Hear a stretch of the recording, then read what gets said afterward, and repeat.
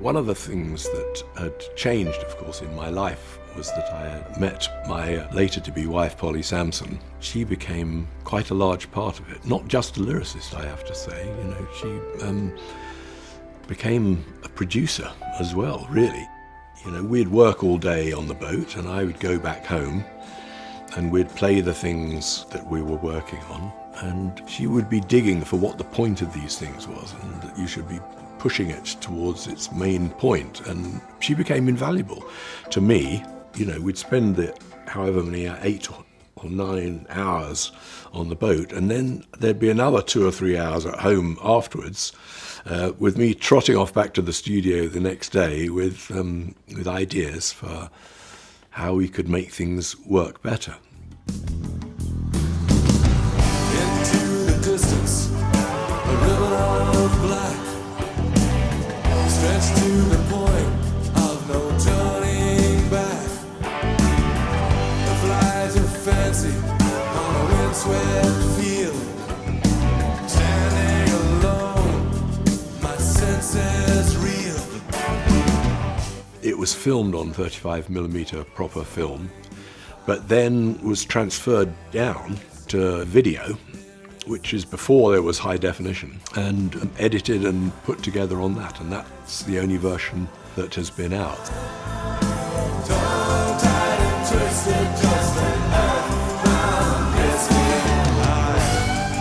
One of the most interesting aspects of this package is the Delicate Sound of Thunder film. It was made way back in 1989, and it's probably the only film ever made of the Pink Floyd concert in its entirety on 35mm film. I was told by the Pink Floyd archivist, Lana Topham, that all these film cans existed in their entirety, all 300 of them, all 35mm, but had never been touched since '89. So I took the cans of film and I had them up-res to 4K, and the quality astounded me.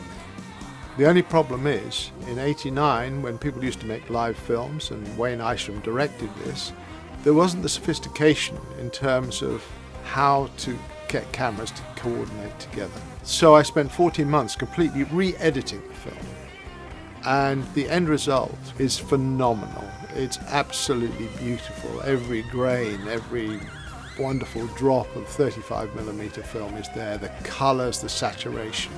And all this comes through as being a very live concert, and it was shot at Nassau Coliseum to an enormous crowd, and it's a very young crowd, a very enthusiastic, American, energetic crowd. I'm so pleased that David and Nick made the effort to recreate this film. It's a masterpiece. In the late 80s, David, Nick and Rick were absolutely at the peak of their musicianship. I mean, the playing is superb. David's voice is fantastic. He plays effortlessly.